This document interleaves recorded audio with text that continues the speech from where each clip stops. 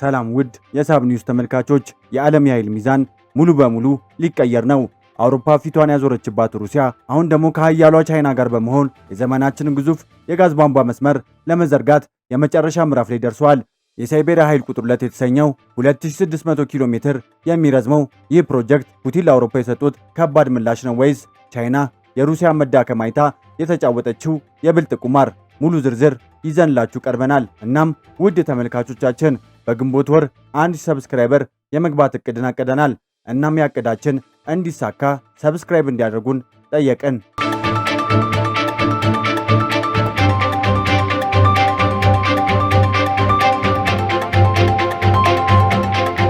በዚህ ሳምንት በፕሬዝዳንቶች ቭላድሚር ፑቲን እና ሺጂፒንግ መካከል በሚካሄደው የሩሲያና የቻይና የከፍተኛ አመራሮች ስብሰባ ሰሚት ላይ ረጅም ጊዜ የዘገየው የሳይቤሪያ ኃይል 2 ወይም ፖስ 2 የተባለው ፕሮጀክት ይገኛል። ይህም የሩሲያን ጋዝ ከምዕራብ ሳይቤሪያ በሞንጎሊያ አቋርጦ ወደ ቻይና የሚያጓጉዝ በምክረ ሐሳብ ደረጃ የቀረበ ባለ 2600 ኪሎ ሜትር የተፈጥሮ ጋዝ ቧንቧ መስመር ነው።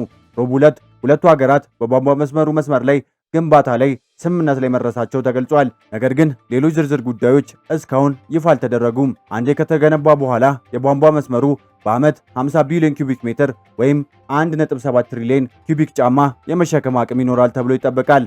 ይህም ከ525 ቴራዋት ሰዓት የኃይል መጠን ጋር እኩል ነው። ይህም ከዩናይትድ ኪንግደም ዓመታዊ ኤሌክትሪክ ፍጆታ ወደ እጥፍ ገደማ ይደርሳል። ይህ የቧንቧ መስመር በዓመት 55 ቢሊዮን ኪዩቢክ ሜትር ወይም 1.9 ትሪሊዮን ኪዩቢክ ጫማ የማስተላለፍ አቅም አለው። ይህ መስመር ከአውሮፓ ወደ ሩሲያ ከሚወስደው እጅግ በጣም አስፈላጊ የቀድሞ የጋዝ ላኪ መስመር አንዱ ከነበረው ኖርድ ስትሪም 1 ጋር እኩል ይሆናልም ተብሎ ይጠበቃል። ተንታኞች እንደሚሉት ሩሲያ ይህን የቧንቧ መስመር መገንባት የፈለገችው እንደ አውሮፓውያን አቆጣጠር በየካቲት 22 ሞስኮ በዩክሬን ላይ ሙሉ በሙሉ ወረራ ከፈጸመች በኋላ የአውሮፓ ሀገራት ከሩሲያ የሚያስገቡትን የጋዝ ምርቶች በከፍተኛ ሁኔታ በመቀነሳቸው ምክንያት የጠፋውን ገቢ ለመተካት ነው። ለቻይና ደግሞ ከሩሲያ ቧንቧ መስመር የሚመጣ ጋዝ በፈሳሽ መልክ ቀዝቅዞ ከመርከብ ከሚጓጓዘው ከውጭ ከሚገባው ፈሳሽ የተፈጥሮ ጋዝ ኤልኤንጂ የበለጠ አስተማማኝ አማራጭ ሊያቀርብ ይችላል ብላ ነው። አብዛኛው የቻይና ፈሳሽ የተፈጥሮ ጋዝ ኤልኤንጂ ገቢ ምርቶች እንደ ሆርሙዝ ሰርጥና ማላካ ሰርጥ ያሉ ስልታዊ የባህር መተላለፊያ ማነቆች በኩል መርከብ መጫን አለባቸው። አዲሱ የቧንቧ መስመር ለሁለቱ ወገን ጠቃሚ ወይም ዊን ዊን ሊመስል ይችላል። ብዙ ተንታኞች እንደሚሉት ከሆነ የሳይቤሪያ ኃይል 2 የቧንቧ መስመር ሊተገበር የሚችል ነውን ብለው ይጠይቃሉ። በዓለም ላይ በክምችት ትልቁ የተፈጥሮ ጋዝ አምራች የሆነችው ሩሲያ የመንግስት ይዞታ የሆነው ጋዝፕሮም አስቸጋሪ በሆኑ መሬቶችና ከፍተኛ አቅም ያላቸውና ረጅም ርቀት ያላቸውን ቧንቧ መስመሮች በመገንባት ረገድ ሰፊ ልምድ ስላለው የቧንቧ መስመሩ በስራ አመራር ረገድ ሊተገበር የሚችል ነው ሲሉ በኦክስፎርድ የኃይል ጥናት ኢንስቲትዩት ከፍተኛ ተመራማሪ የሆኑት ጃክ ሻርፕለስ ለአልጀዚራ ተናግሯል።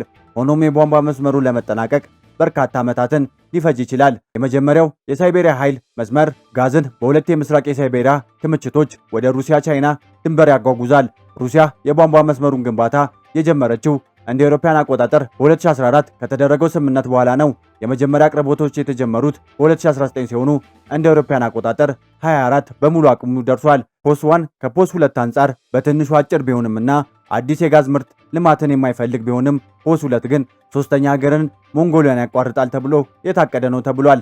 ከግንባታው መጀመሪያ ጊዜ አንስቶ እስከ ስራ መጀመር ድረስ ያለው የጊዜ ሰሌዳ ከፖስ 1 በጣም ያነሰ ሊሆን አይችልም።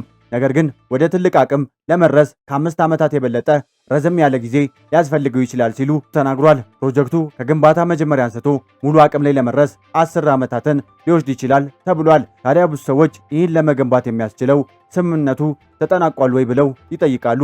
ፑቲን ረቡዕ ዕለት ከሺ ጋር ከተገናኙ በኋላ የክሬምሊን ቃል አቀባይ ዲሚትሪ ፔስኮቭ ለሩሲያ መገናኛ ብዙሃን እንደተናገሩት ፕሬዝዳንቱ በንግግሩ ወቅት እንደገለጹት በጥቅሉ ለሳይቤሪያ ኃይል 2 ዋና ዋና መለኪያዎችን ቀድሞውኑ የጋራ ግንዛቤ አለ ብሏል። በመስመሩና በፕሮጀክቱ እንዴት እንደሚገነባም ስምምነት አለ ብሏል። አንዳንድ ዝርዝር ጉዳዮች አሁንም መረጋገጥ አለባቸው ያለ ሲሆን ፔስኮቭ ፕሮጀክቱ ለመፈጸም የተያዘ ጊዜ ሰሌዳ ስለመኖሩ አልተናገሩም። ፖስ 2 በቴክኒክ ረገድ ፈታኝ ነው፣ ነገር ግን መዘግየቱ ሁልጊዜ የንግድ ሁኔታዎች ነበሩ ሲል ገለልተኛ የኃይል ገበያ ትንተና ህትመት የሆነው የኤነርጂ ፍሌክስ ዋና ስራ አስኪያጅ እና መስራች ሲቢ ኬኔዲ ለአልጀዚራ ተናግሯል። ሮብ ዕለት ዋና ዋና መለኪያዎች የተደረጉት ውይይቶች በዋጋ ላይ ስምምነት አለመኖሩን የሚያሳይ ነው፣ የዲፕሎማሲ ኮድ ቋንቋ ነው ሲሉ አክሏል። ተንታኞች ይህ ዋነኛ መሰናክል መሆኑን ተስማምተዋል። ነገር ግን ከሩሲያ በተለየ መልኩ ቻይና ስምምነት ላይ መድረስ አትቸኩልም። ይህ ማጣሪያ ለሩሲያ ምን ጥቅም አለው ካሉ ለሩሲያ ፖስ 2 በመጀመሪያ ለአውሮፓ የታሰበውን ጋዝ ትልቅ አዲስ ገበያ የሚሰጥ ሲሆን በመንግስት ቁጥጥር ስር ያለው የኃይል ግዙፉ ኩባንያ ጋዝፕሮም ሞስኮ ዩክሬንን ከወረረችበት ጊዜ ጀምሮ ያጣውን የገቢ ክፍል መልሶ እንዲያገኝ ይረዳዋል።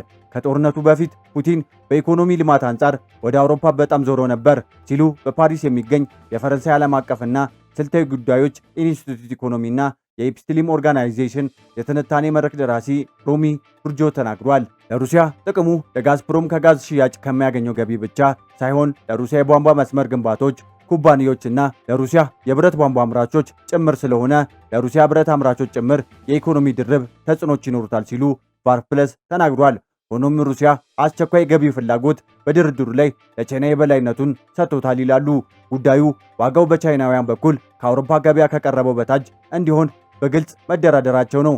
ይህም ምክንያታዊ ነው፣ ምክንያቱም ሩሲያ በአሁን ጊዜ ብዙ ምርጫ ስለሌላት ሲሉ ቡርጆ ተናግሯል። ሩሲያ የተከማቹትን የጋዝ ክምችቶች ወደ ገንዘብ ለመለወጥ የረጅም ጊዜ የውጭ ንግድ ፍላጎትን በአስቸኳይ ያስፈልጋታል። ነገር ግን ቻይና አውሮፓ እንደ ትልቅ ገዢ ካጣች በኋላ የሞስኮ ደካማ የድርድርን አቅም ትገነዘባለች ሲሉ ኬፕለር ተናግሯል። የትንታኔ ድርጅት የኤልኤንጂና የተፈጥሮ ጋዝ ዋጋ የጥናት ተንታኝ ጎካታማያ ለአልጀዚራ እንደተናገሩት ቤጂንግ ከሀገር ውስጥ መመዘኛ ጋር የተያዘ ከፍተኛ ቅናሽ ያለው ዋጋ እንድታገኝ እየገፋፋች ሲሆን ሩሲያ ደግሞ ከፍተኛውን የመሰረተ ልማት ወጪ ለማካካስ ከፍተኛ ዋጋ ትፈልጋለች ሲሉ ተናግረዋል። ድርድሩ በመጨረሻ ሩሲያ የገቢ መረጋጋት ፍላጎትና በቻይና አስተማማኝ ዝቅተኛ ዋጋ ያለው የአቅርቦት ፍላጎት መካከል ያለ ሚዛንን ያንጸባርቃል ብሏል። ቤጂንግ ከሩሲያ ከፍተኛ ድጎማ ከሚደረግላቸው የሀገር ውስጥ የጋዝ ተመኖች ጋር የተያዙ ዋጋዎችን ለማግኘት በመገፋፋት ላይ ትገኛለች። ሞስኮ ደግሞ ወደ ፖስዋን የቀረቡ ሁኔታዎችን ትፈልጋለች ሲሉ ኬኔዲ ተናግሯል። በአጠቃላይ ትርፉ ላይ የሚቀንሰው የእያንዳንዱ ዶላር ከጋዝ ጋር የተያያዙ የታክስ ገቢዎች ቀድሞውኑ ከቀነሱበት በዚህ ወቅት በሩሲያ የበጀት ገቢ ላይ ቀጥተኛ ጉዳት አለው ሲሉ አክለዋል። ታዲያ ይህ ለቻይና ምን ጥቅም አለው ካሉ ቻይና እንደ ሩሲያ ያለ አስቸኳይ ፍላጎት ላይኖራት ይችላል። ነገር ግን በሀገሪቱ የኃይል አቅርቦቶችን ለማብዛትና በባህር የሚጓጓዙ የኤልኤንጂ ገቢ ምርት ላይ ያላትን ጥገኝነት ለመቀነስ ስትጥር ፖስ 2 አሁንም ስልታዊ በሆነ መልኩ ማራኪ ዕድል ነው። ቤጂንግ እንደ ሆርሙዝ ሰርጥ ባሉ የባህር ማነቆች ምክንያት ከሚመጡ አፋጣኝ አደጎች የምትጠነቀቅ ብቻ ሳይሆን የኤልኤንጂ ገቢ ምርቶችን፣ በርካታ አቅራቢዎችን፣ የጭነት መስመሮችና ተቀባይ ተርሚናሎችን በሚያካትት ውስብስብ የዓለም አቀፍ የአቅርቦት ሰንሰለት ላይም ጥገኛ ናቸው። ይህም በቻይና ሁኔታ የኤልኤንጂ ገቢ ምርቶች በቧንቧ መስመር በኩል ከሚመጣው ጋዝ ይልቅ ለጂኦፖለቲካ መስተጓጎሎችና ለዋጋ ተለዋዋጭ የበለጠ ተጋላጭ አድርጋቸዋል። በአጭሩ ተንታኞች እንደሚሉት ይህ ዝግጅት ለቻይና የበለጠ አስተማማኝ ሊሆን ይችላል። የአቅርቦት መስመር የሚያቀርብ ሲሆን ይህም በዋናነት ከሀያሏ ጎረቤቷ ጋር ያለውን ግንኙነት ለማጠናቀር ከምትጓጓው ሩሲያ ጋር ቅንጅትን ብቻ የሚጠይቅ ነው። በቻይናና በሩሲያ መካከል የምትገኝና የየብስ ዝግ ሀገር የሆነችው ኢኮኖሚዋ በግምት ከማልዲቭስ ጋር እኩል የሆነችው ሞንጎሊያ በዓመታት በመቶ ሚሊዮኖች የሚቆጠሩ የመሸጋገሪያ ክፍያ ትራንዚት ከመሰብሰብ የምትቃወምበት ዕድል የለም። ታዲያ ይህ እንዳይሰሩ አደጎቹ ምንድን ነው ካሉ የቧንቧ መስመሩ ከኃይል አቅርቦት በላይ ትርጉም አለው። በተጨማሪም ሩሲያና ቻይና የጠበቀ ኢኮኖሚ ትስስር ለመገንባትና ሁለቱ ሀገራት እየተሰባበረ እና የማይታመን ነው ብለው በሚመለከቱት በምዕራባውያን በሚመራው ዓለም አቀፍ ስርዓት ላይ ያላቸው ጥገኝነት ለመቀነስ የሚያደርጉት ሰፊ ጥረትን ያንጸባርቃል። ሮብ ዕለት ስብሰባ ላይ መሪዎቹ ይህን ስሜት አስተጋብተዋል። የሩሲያ መገናኛ ብዙሃን እንደዘገቡት ፑቲን ለሺ አሉታዊ የውጭ ሁኔታዎች ባሉበት ሁኔታ እንኳን የእኛ ግንኙነትና ኢኮኖሚ ትብብር ጠንካራ መነቃቃት እያሳየ ነው ብሏቸዋል። ሺ በበኩላቸው የማይበገር ግንኙነት ያደነቁ ሲሆን አክሎም ፈተኖችና ሙከሮች ቢኖሩም በማይበገር የመቋቋም አቅምና የፖለቲካ የጋራ እምነታችንና ስልታዊ ቅንጅታችን ያለማቋረጥ በማሳደግ ችለናል ብለዋል። ሆኖም ከተባበረው ገጽታ በስተጀርባ ቤጂንግ ሆነች ሞስኮ የራሳቸው የጥርጣሬ ገደቦች ይኖራቸዋል ሲሉ ተንታኞች ተናግሯል። ሁለቱም ወገኖች የተወሰነ ጥንቃቄ ሊኖራቸው ይችላል። ለሩሲያ ይህ ለአንድ ነጠላ ደንበኛ ከፍተኛ መጠን ያለው ጋዝ ለማቅረብ ያስራቸዋል። ለቻይና ደግሞ በቻይና አጠቃላይ ጋዝ አቅርቦት ውስጥ የሩሲያ ድርሻ ይጨምራል ሲሉ ቫርፕለስ ተናግሯል። ለቻይና ያለው አደጋ የአገር ውስጥ ምርጥና ታዳሽ ኃይሎች እያደጉ ባሉበት ወቅት በፖለቲካ መልኩ መርዛማ በሆነው አቅራቢ ላይ ከመጠን በላይ ትኩረት ማድረግ ነው ያሉ ሲሆን አክሎም ለሩሲያ ያለው አደጋ ደግሞ ሌላ መሄጃ እንደሌላት ለሚያውቅ ለአንድ ነጠላ ደንበኛ የዋጋ ተቀባይ መሆን ነው ብሏል።